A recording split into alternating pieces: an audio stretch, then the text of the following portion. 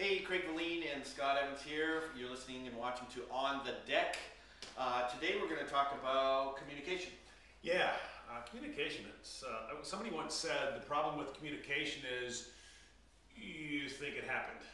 Yeah. You know, and I think that's, isn't that funny? The Right? words came out of my mouth. The email went out. Right. You know, but I think, did you correctly identify the person that needed or wanted to hear that? Did you build sufficient rapport for them to even engage in the conversation, virtually, face to face or whatever? And, there's, I think what we want, I think it's what I want, are smooth transitions in communication. And I think the most important component is having something to communicate. Sure. So, how important, that's like super important. What do you have to communicate? Right. So that's the first thing. It's like, what exactly is that thing? Okay. Secondly, it's correctly identify your customer. It's your target. Who really needs to hear what you have to say? Right. Are you force-feeding someone who just doesn't Care. need to hear, doesn't Need care? it. Right. Isn't interested? Not because they don't need to, perhaps, but have you built, and then the third step is, acknowledge them. Acknowledgement simply means, I see you there. Right. By whatever means. If it's, I see you there, Craig, or, hey, just want to let you know, I see you there, or however it is. Right.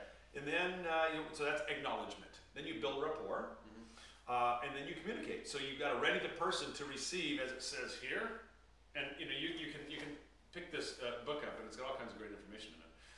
This is The Entrepreneurial Compass. Entrepreneurial Compass, yeah.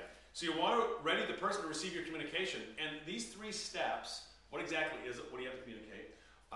Two, correctly identify your customer, and you talk a lot about that in your marketing stuff. Right. And then three, acknowledge, build rapport, and then communicate. And that's the simplicity of it.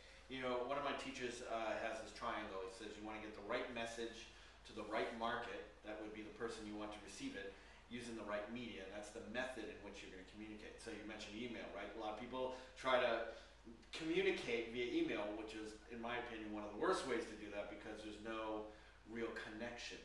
But when I was going through the NLP trainings way back when,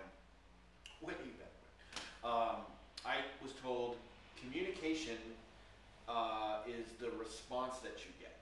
So if you say something, you get a response, you know that it either was communicated or it was not communicated. Right. Does that make sense? Well, of course it does. And have you ever got somebody just flashes back at you and you say, "Oh, I'm sorry, I didn't mean that." That's not what I meant, right? Right. So here's the thing.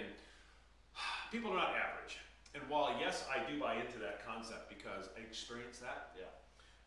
And I make sure that I ask for clarification when somebody's asking me something or communicating to me so that they get the response they're looking for. Right. Outside of just looking for a response. So what I hear you saying is that. Right, that, or can you be a little more clear? Can you, Sure. can you define this a little more clearly? Because clarity dissolves resistance. Right.